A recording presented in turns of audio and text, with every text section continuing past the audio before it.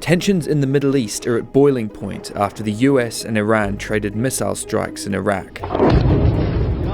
The seditious presence of America in the region should be ended. It's the latest flare-up in a long history of animosity, which reached fever pitch after the US took out top Iranian general Qasem Soleimani in a Baghdad airstrike.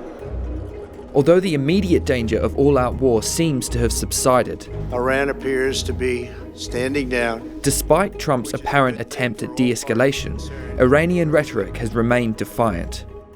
But is its bark worse than its bite? Since its inception in 1979, the Islamic Republic of Iran has been considered a troublemaker in the Middle East by the United States. Geographically, it's huge, second only to rivals Saudi Arabia in size and population, and according to global firepower, has an armed forces which ranks 14th in the world, ahead of Australia, Israel, and Pakistan. Still, that's 14 countries behind the USA, which sits comfortably at the top of the military totem pole. To make up for its relative lack of military clout, the regime uses a vast network of proxy militias to fight for Iran's interests in conflicts across the Middle East, most recently in Syria, where Iranian-backed fighters like Hezbollah helped turn the tide of the war in Bashar al-Assad's favour. Thought to be the mastermind behind this network was top general Qasem Soleimani.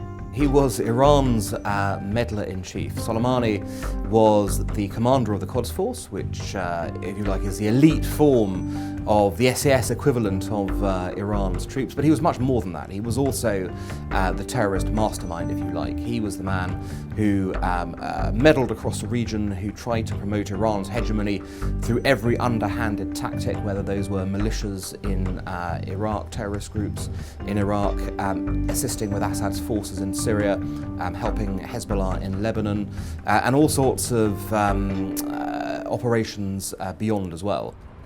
For months before his death, tensions between the two countries have been heightening. The US has been increasing its military presence in the region and upping economic sanctions on Iran. That's in response to a series of attacks on US interests that the Americans believe Tehran is behind. What the Americans are trying to do is quite simple. They are trying to restore the idea of deterrence to the Middle East and to remind the Iranians that every action has an equal and opposite and probably greater reaction. And that's why it really is in Iran's hands as to what happens next. And whether the regime itself will survive very much depends on how Iran chooses to tackle the next few weeks and months in the region. So, if diplomacy fails, how might an all-out conflict play out? There is no doubt the Iranian army is a sophisticated army, but it is equally no match for the US Army and Navy and Air Force. The idea, for example, that the US will invade Iran is just nonsensical. That's never going to happen. What the Americans would do in any conflict would be to degrade the regime's ability to control activity in Iran itself through airstrikes or other matters. And yes, while there may be the possibility of US planes being shot down in that process, there's no military analyst alive who would give you odds on saying Iran will beat the US in such a conflict. But military strikes are just one of the options open to Tehran. Over the years, Qasem Soleimani, as head of the Islamic Revolutionary Guard's elite Quds Force, honed the regime's ability to influence the region in other, less conspicuous and plausibly deniable ways. In 2019, we of course know the Iranians were behind the attack on Saudi oil.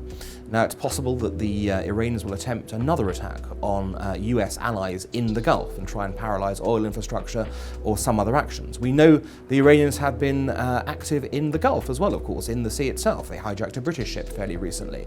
There could be more attacks on shipping, hence why we have sent Royal Navy ships to defend our own personnel and our own ships in the area. It's also possible they could target tourists. The Gulf is a popular tourist destination. There are possibilities of attacks on civilian targets as well. And there's even the possibility that Iran could unleash its overseas terrorism capability to try and attack allied forces or civilians overseas. All-out war may have been avoided for now, but with Iran's nuclear deal in tatters and a new raft of US sanctions set to put a stranglehold on its economy, relations between Washington and Tehran have reached a new low. Whether they can sink any lower, only time will tell.